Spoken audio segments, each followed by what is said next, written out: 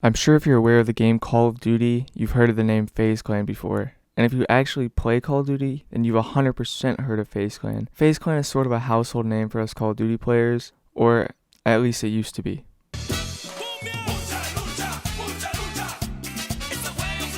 Now before we start the video, if you want to grow some hair in your chest, and if you want to pump out twice the amount of testosterone you normally do, make sure you join my Discord. The link for it will be in the description. And now that that's out of the way, let's begin with the actual video. FaZe was started on May 30th, 2010 by Eric River, aka FaZe Clips, Jeff E-Man, who at the time went by Housecat but is now known as FaZe Timid, and Ben Christensen, aka FaZe Resistance. Now these three guys had no idea how much of an impact they would make on the Call of Duty scene, let alone the gaming community forever. But FaZe has gone through drastic changes to get where they are now, so let's look at the rise and fall of FaZe.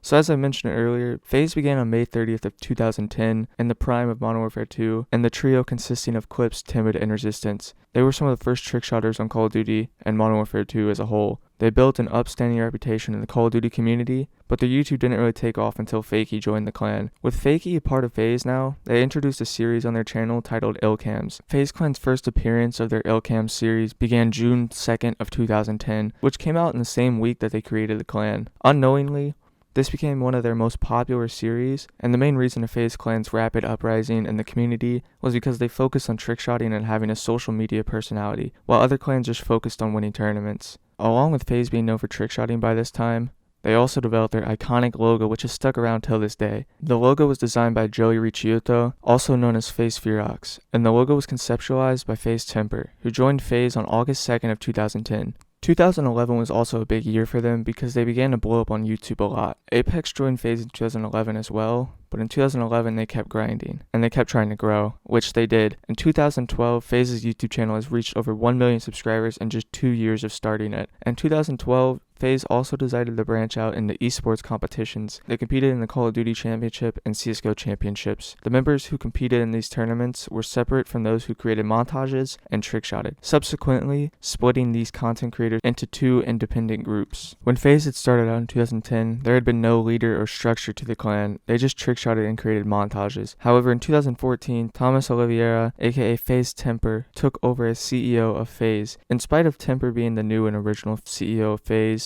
Richard Bankston, otherwise known as FaZe Banks, took over as COO of FaZe. Temper and Banks thought the best plan of action for the group was to buy a house in Plainview, New York, where they could focus on producing more and consistent content for their channels. The people who lived in the New York home were FaZe Temper, FaZe Banks, FaZe Adapt, FaZe Blaziken, FaZe Rain, FaZe Tico, and FaZe Apex. And I might have missed some, sorry if I did, there's a lot in there, but the New York house allowed them to create tons of content and be at their peak performance in many people's opinions. In 2015, a Norwegian entrepreneur named Sebastian Gertz invested in FaZe Clan, and he had much experience with running social media since he used to run a former social media platform named Hubrick, but that didn't go so well. Gertz also was the root cause of Nadeshot not joining FaZe, because if you watch this clip right here, Nadeshot explains it better than I will, so I'll play the clip now.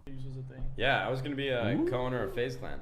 Wait, really? What happened to Somebody that was working at FaZe Clan at the time was not necessarily running the show, but he was like the point man, and I wasn't a very big fan of him. You just stunned the chat. It would have involved me like working with him like on a daily basis. Yeah. And the problem with FaZe is I love and respect everything they've done, but it just would have felt unnatural to me because like I came up with Optic, they came up with FaZe.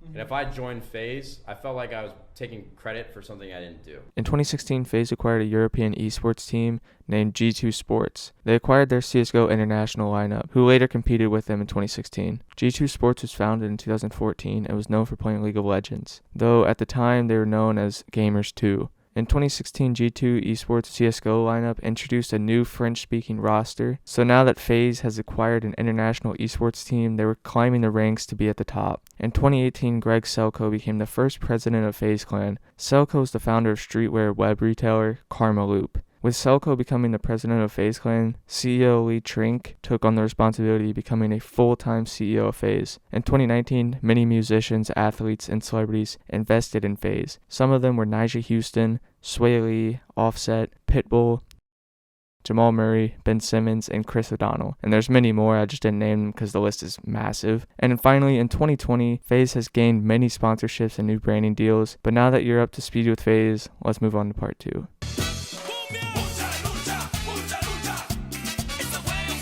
Here comes the controversial part of the video. FaZe has gone downhill from 2010. I said it, and I mean it. If it weren't for the fact that they literally don't do anything they used to do back in the old days, which I mean is understandable to a point because COD is actual garbage now, but all they do is just post Jake Paul-esque vlogs and maybe an occasional COD video here and there, but that's extremely rare to come by in 2021. But it's like they got clout and it went straight to their head. Who I'm mainly talking about here is FaZe Rug and the other FaZe members in the LA house. If we sort FaZe Clan's videos from newest to oldest, these are the type of videos that come up. Now let's sort them from oldest to newest. It's actually Call of Duty content. I know, it's shocking. FaZe actually used to play video games.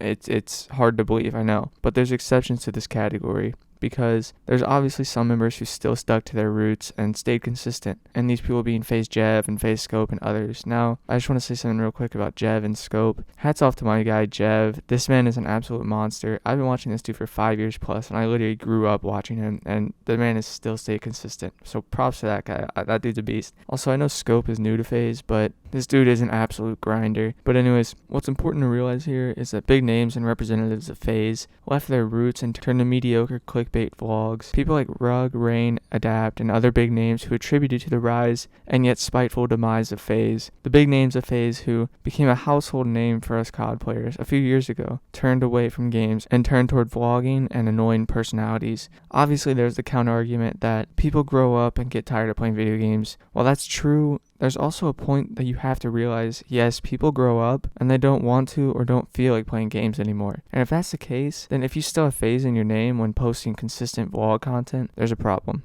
When you build your channel on Call of Duty content and trick shotting, you should stick with it. It's like if Michelle Obama started selling crack. It's just not going to happen. And it shouldn't happen.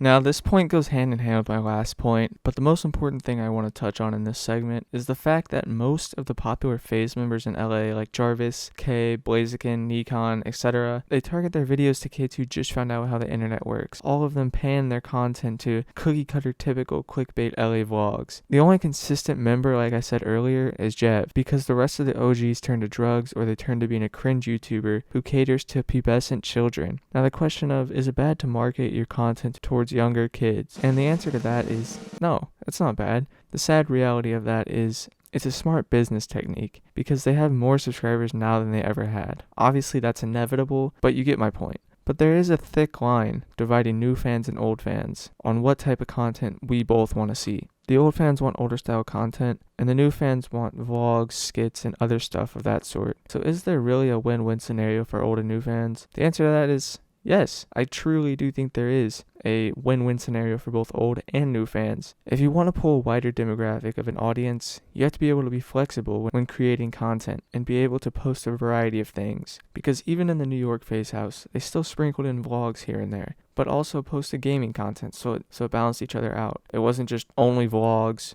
or only gaming content. It was a mixture of both, and they were flexible. And if they couldn't post a vlog that day, they would post gaming content, vice versa. You get my point. So if they were to do that nowadays, they could bring in old fans and keep the new fans and keep building their channel and demographic and content till it becomes the best it could ever be. Now, I know I kind of just reiterated points in that segment, but I think they're very important points that should be accounted for.